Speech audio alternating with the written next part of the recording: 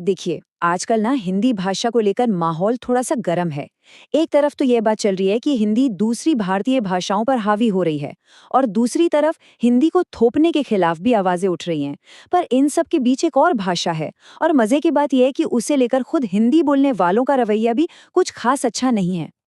और ये अनोखा खिताब जाता है हिंग्लिश को। हाँ, वही हिंग्लिश जिसमें हम में से ज्यादातर लोग अक्सर बात करते हैं। तो आज की इस पड़ताल में हम इसी मशहूर लेकिन उतनी ही विवादास्पद भाषा की कहानी को समझने की कोशिश करेंगे। तो चलिए शुरू करते हैं। सबसे पहले तो ये समझते हैं कि ये हिंग्लिश आखिर है क्या चीज और ऐसा क्यों है कि ये इतनी आम होकर भी इतनी कंट्रोवर्शियल है। तो देखिए, सीधी सीधी भाषा में कहें तो हिंग्लिश तब होती है जब हम एक ही सेंटेंस में हिंदी और इंग्लिश के शब्द मिला देते हैं, है ना। जैसे एक्चुअली हुआ ये कि उनका प्लान लास्ट मोमेंट पर बना। अब जो लोग दोनों भाषाएं जानते हैं उनके लिए तो ये बातचीत का एक बहुत ही नेचुरल तरीका है। अच्छा, अब यहाँ एक बहुत ही दिलचस्प बात समझनी जरूरी है, और वो है हिंग्लिश और इंडियन इंग्लिश के बीच का फर्क। ये दोनों एक नहीं है। जैसे जब कोई कहता है लेट्स प्रीपोन दिस मीटिंग या I am like that only, तो वो इंडियन इंग्लिश बोल रहा है, हिंग्लिश नहीं। हिंग्लिश की असली पहचान ये है कि उसमें सेंटेंस का जो ढांचा है, जो ग्रामर है, वो हिंदी का होता है, बस शब्द इंग्लिश के इस्तेमाल हो जाते हैं। और सच तो ये है कि हिंग्लिश हमारी जिंदगी में इस तरह घुल मिल गई है कि हमें एहसास तक नहीं होता। सोचिए जरा, ये दिल मांगे मोर जैसे ऐड से लेकर जब वी मीट जैसी फिल्मों के टाइटल तक, ये हर जगह है। और कमाल की बात ये है कि ये सिर्फ भारत तक ही सीमित नहीं है। दुनिया में जहां जहां भारतीय बसे हैं ना, हिंग्लिश उनके साथ साथ गई है। तो हिंग्लिश सुनकर ऐसा लगता है ना कि ये कोई बहुत मॉडर्न, कोई शहरी चीज है, पर सवाल ये है कि क्या भाषाओं को इस तरह मिलाना वाकई कोई नई बात है। चलिए थोड़ा इतिहास में झांक कर देखते हैं, क्योंकि ये कहानी सदियों पुरानी एक ग्लोबल परंपरा का हिस्सा है। देखिए, इतिहास तो यही बताता है।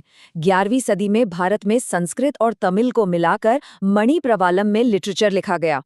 13वीं सदी में महान कवि रूमी, उन्होंने तो फारसी, अरबी, ग्रीक और तुर्की सब मिलाकर कविताएं लिखी। और इससे भी बड़ी बात, 19वीं सदी में खुद भारतेंदु हरिश्चंद्र ने कॉलोनियल भारत पर सटायर करने के लिए, कटाक्ष करने के लिए हिंग्लिश का इस्तेमाल किया था। तो ये कोई आज की बात तो बिल्कुल नहीं है। चलो, इतिहास तो ठीक है, पर आज के जमाने में लोग ऐसा करते क्यों हैं? क्या वजह है? इसका जवाब ना लिंग्विस्टिक्स से ज्यादा हमारे दिमाग के काम करने के तरीके में छिपा है। बहुत से बाइलिंगुअल लोगों के लिए, मतलब जो दो भाषाएं बोलते हैं, उनके दिमाग में हिंदी और इंग्लिश अलग अलग जगह रखती हैं। हिंदी वो दिल की भाषा है, परिवार, दोस्त, बचपन की लोरियां, वो सब। और इंग्लिश वो दिमाग की भाषा है, ऑफिस, पढ़ाई, टेक्निकल बातें। और हिंग्लिश हिंग्लिश इन दोनों दुनियाओं के बीच एक पुल का काम करती है, एक ब्रिज, जिससे हम दिल और दिमाग की बात एक साथ एक ही सेंटेंस में कह पाते हैं। और देखिए, दोनों भाषाओं की अपनी अपनी ताकत है, अपनी अपनी खूबियां हैं। हिंदी हमें तू, तुम और आप जैसे शब्दों से रिश्तों की बारीकियों और सम्मान को दिखाने का मौका देती है ना।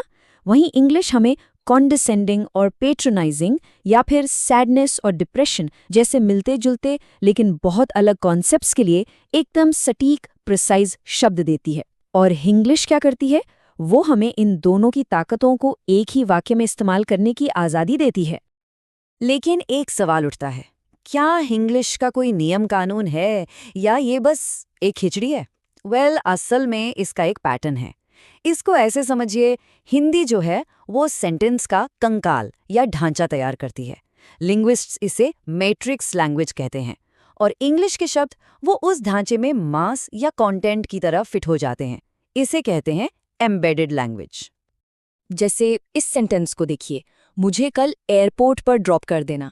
यहाँ पर मुझे कल पर कर देना, ये पूरा का पूरा ढांचा हिंदी का है, लेकिन इसके अंदर एयरपोर्ट और ड्रॉप जैसे इंग्लिश शब्द एकदम परफेक्ट जगह पर फिट हो गए हैं। बस यही है इंग्लिश का ग्रामर।